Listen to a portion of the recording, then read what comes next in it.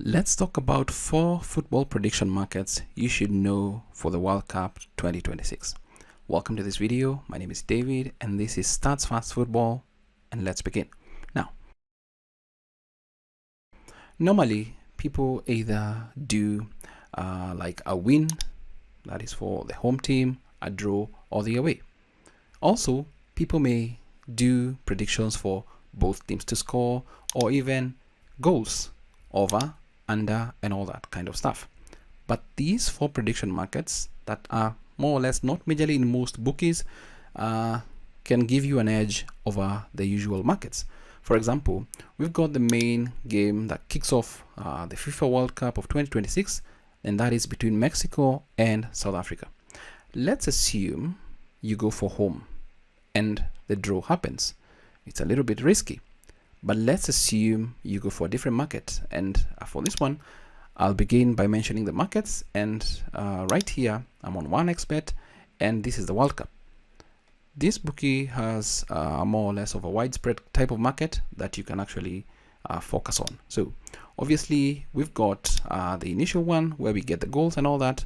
But from the drop down, you can see a ton of other options. You've got corners, yellow cards, shot on targets, offsides, fouls, and then scroll down, substitutions. Right here we've got specials, player stats, goal kicks, throw-ins, fast to happen, shot towards goal, VAR checks, and medical team. Now, some of these are kind of risky because they really depend on, for example, a medical team. If there's an injury, who knows if there's an injury, VAR checks if it is required, so they're kind of risky. The odds applied to these, for example, main referee to watch video footage, the main referee to watch video footage, yes. Main referee to watch video footage, no. So how do you determine that? Those are kind of risky markets. Now, these are the 4 markets that I feel when you want to predict the outcome that might be really come in handy. But they do have a couple of things. So the first one, if your bookie allows this, is the fouls market. The fouls market is a market that is more or less a little bit tricky, but sometimes depending on the team's head-to-heads, recent playings and all that, it may be a little bit profitable for you to predict on as you do that. So for example, for this World Cup, I'm kinda looking at it from this perspective. We've got how many games? We've got 12 groups, and we've got 4 teams in each group. Every team wants to move to the next round. So I'll probably focus on things like fouls, because I do believe fouls will be there. But fouls are kind of determined by a couple of things. As I've mentioned, how teams play, their head-to-heads and all that. For example, Mexico versus South Africa met in the opening game of the FIFA World Cup 2010. In that game, there were a ton of fouls, and I do remember it. And my prediction for this is that we'll also have a ton of fouls. Considering Mexico is a host nation and they are home, the crowd is going to be over the moon. I do believe we are going to get a good number of fouls right here. Now, there are a couple of options. Either fouls for the full game, either first half fouls, or second half fouls. Now, the odds keep changing. Please take a note. And the odds are moving based on how people are kind of predicting and placing on them. Now, fouls is a good market, but the influences are how teams play. And also, if we look at, let's say, tomorrow, you may need to understand who the referee is for that particular game. Some referees are a little bit lenient. They may want the game to go on for a while. So take a note of that. But if you look at the head-to-head right here, and they met in 2010, that's more or less what kind of makes sense. You will see that we got some yellow cards in the first half right there. So if we go to something like SofaScore and we look for, let's say tomorrow, we want Mexico matches, and then we scroll down to the head-to-head of 2010 and look at the statistics. You will notice that this game had 30 fouls in 2010. The first half had 20 fouls. Take a note of that. You may also need to look at the different teams and how they've been playing. Right there, you can see the stats. For example, this one versus Nicaragua, 10-8.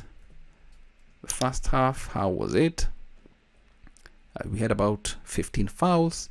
Let's see Mexico versus Serbia.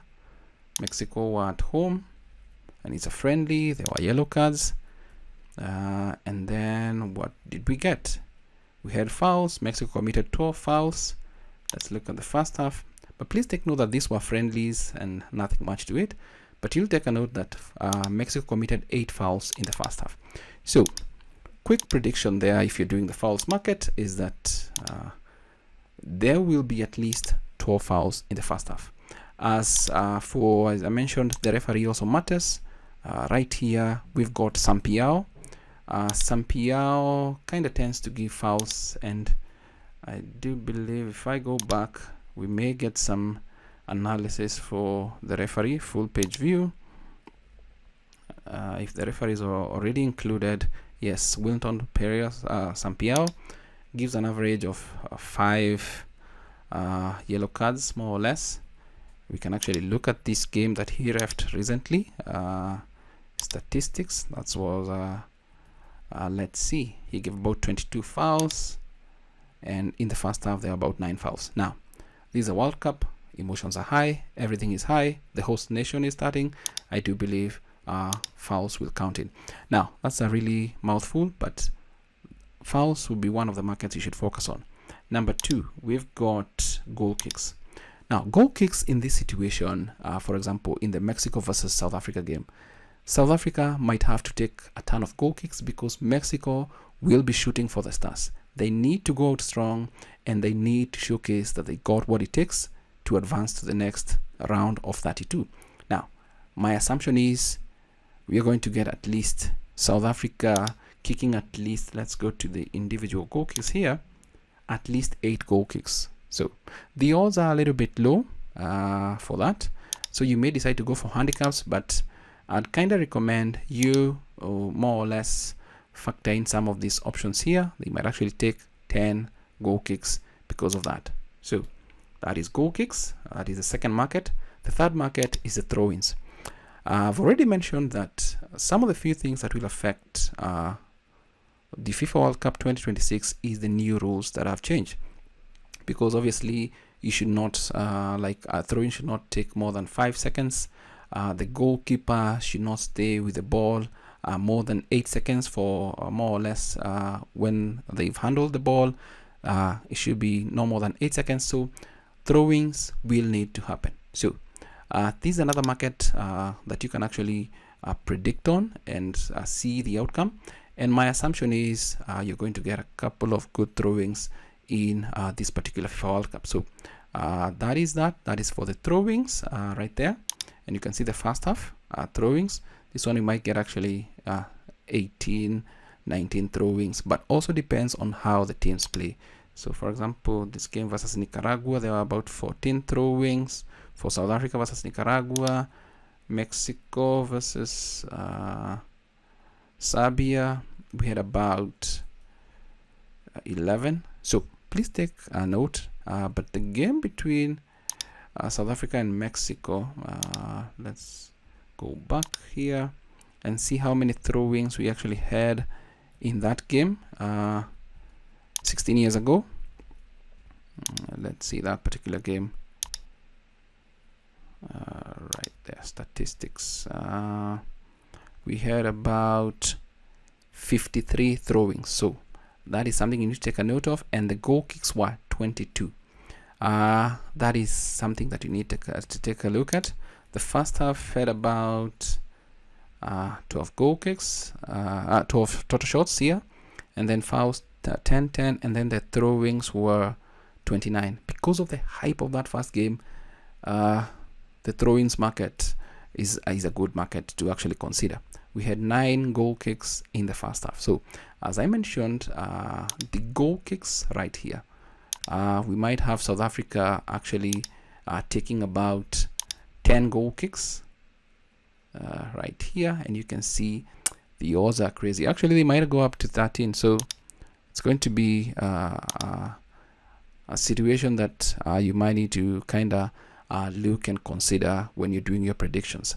Now, the last market, other than the wins and whatever, is shorts towards goal. Now, as you can see, the odds or the shots towards goal for Mexico are at 1.07, because it shows they might win. That's the probability that has been given. But you might find South Africa winning, but on home ground, more or less, this would be very difficult. But as you can see, the value for this would need you to kind of go over your bankroll and all that, which does not make sense.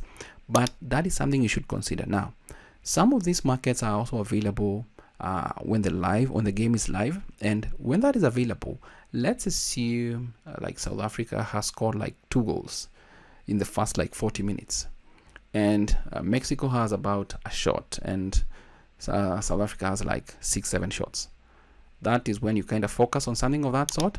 But you can also look at what is the average right here. In 2010, there were a total of 28 shots right there. That's the number of shots that were in that game. So if you look at this particular market right here and see what we get with 28, that's about 3 odds right there, which would be a really good thing, and probably might happen, because South Africa will be out to defend, Mexico will be out to score. It's just that those chances, a few chances that South Africa may get to kind of counter and maybe take a wild shot. So right here, you can even go for the individual for Mexico, and Mexico will probably get at least 14 shots. At least 14 shots. That would be a sweet spot when you're doing your predictions. And now something else, with some of these bookies, you kind of find that you can combine a couple of markets. For example, the shots towards goal, you can combine it with something like throw-ins right there, and you kind of make a selection like that. And instead of having to kind of see a lot of look for a lot of markets, you just have a good couple of odds, and then you stake what you want to stake.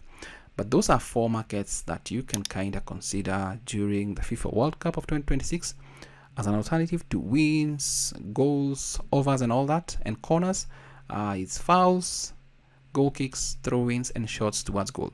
Please take a note that I did not mention shots on target. Now, the reason why I did not mention shots on target is because a shot, for it to be on target, it has to be hit and the goalkeeper either handles the ball or it goes in between the goalposts and it becomes a goal.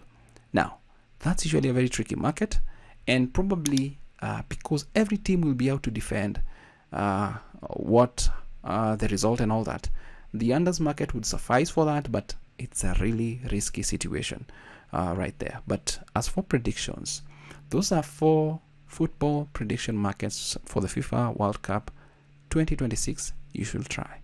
Thanks for watching.